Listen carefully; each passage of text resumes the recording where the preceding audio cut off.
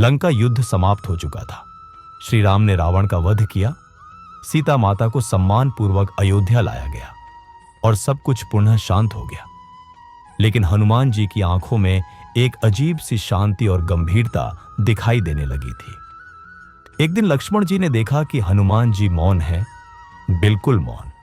न तो किसी से बात कर रहे थे, न ही कोई काम कर रहे थे, बस ध्यानमग्न बैठे थे। लक्ष्मण जी ने श्री राम से पूछा, प्रभु, हनुमान जी कुछ बोल नहीं रहे हैं, क्या कोई समस्या है? श्री राम मुस्कुराए और बोले, हनुमान अब ज्ञान का अमृत पी चुके हैं। वो अब आत्मज्ञान की अगली अवस्था में प्रवेश कर चुके हैं। लक्ष्मण चकित हुए, कौन सा ज्ञान प्रभु?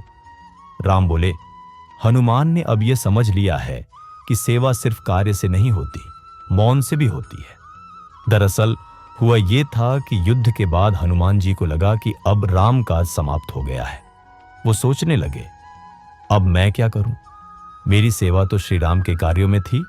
इसी द्वंद्व में उन्होंने ध्यान किया और भीतर एक आवाज आई, जब शब्द व्यर्थ हो जाए तो मौन ही सबसे बड़ी भक्ति बन जाती है।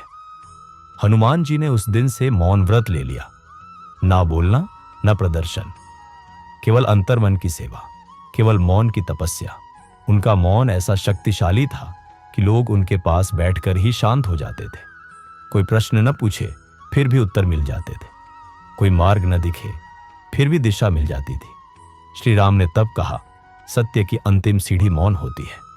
हनुमान अब न सिर्फ भक्त हैं बल्कि ज्ञानी भी हैं। इस कहानी से एक गहरा संदेश मिलता है, जब सेवा पूरी हो जाए तो शोर मत करो, मौन ही तुम्हारी अगली साधना है। आज भी कई संत कहते हैं, अगर हनुमान से कुछ सीखना है तो केवल शक्ति नहीं, मौन की पराकाष्ठा भी सीखो।